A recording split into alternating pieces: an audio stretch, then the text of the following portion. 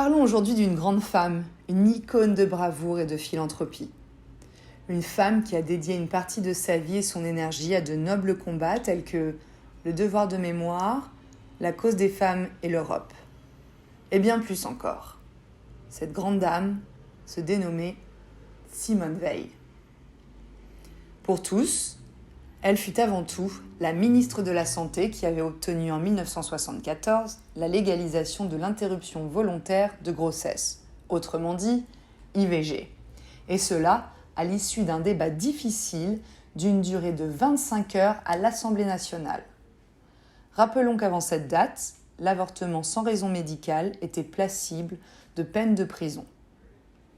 Elle décrit la solitude et l'humiliation d'une assemblée à l'époque, composée uniquement de 9 femmes contre 469 hommes, à travers le discours suivant. Je voudrais tout d'abord vous faire partager une conviction de femme. Je m'excuse de le faire devant cette assemblée exclusivement composée d'hommes. Aucune femme ne recourt de gaieté et de cœur à l'avortement. Il suffit d'écouter les femmes. C'est toujours un drame. Cela restera toujours un drame. Un discours qui lui a valu une popularité qui ne s'est jamais essoufflée auprès des Françaises et des Français. Cette femme était avant tout une des rares rescapées du camp d'extermination d'Auschwitz.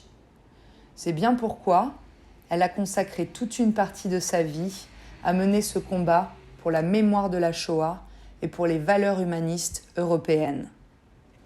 Alors qu'elle n'a que 17 ans, son père architecte, sa mère, ses 2 sœurs et son frère ont tous été déportés par les nazis en 1944. Seulement, Simone, qui a menti sur son âge, et ses sœurs Madeleine et Denise ressortiront vivantes à la Libération. Simone Veil est celle qui n'a jamais pleuré devant les capos de Birkenau et a répondu avec beaucoup d'aplomb aux membres du Front National qui l'insultaient. « Vous ne me faites pas peur du tout.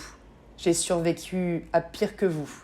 Vous n'êtes que des SS aux petits pieds. » C'est la même femme juive qui, jeune, avait tenté de refuser le port de l'étoile jaune, imposée en signe d'identification, et le tampon apposé sur sa carte d'identité durant l'invasion allemande lors de la Seconde Guerre mondiale en France.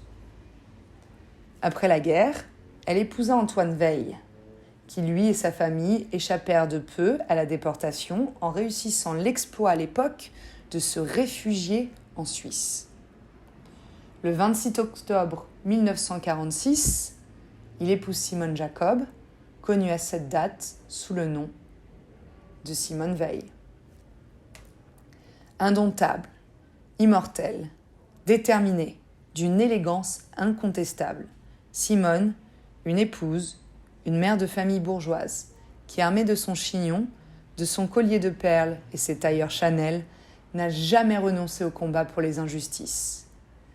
Elle nous quitte en 2017, alors âgée de 89 ans, libre et généreuse.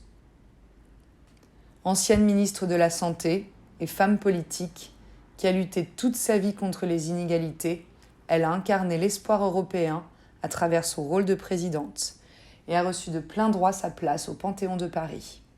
Son mari l'a rejoint l'année suivante.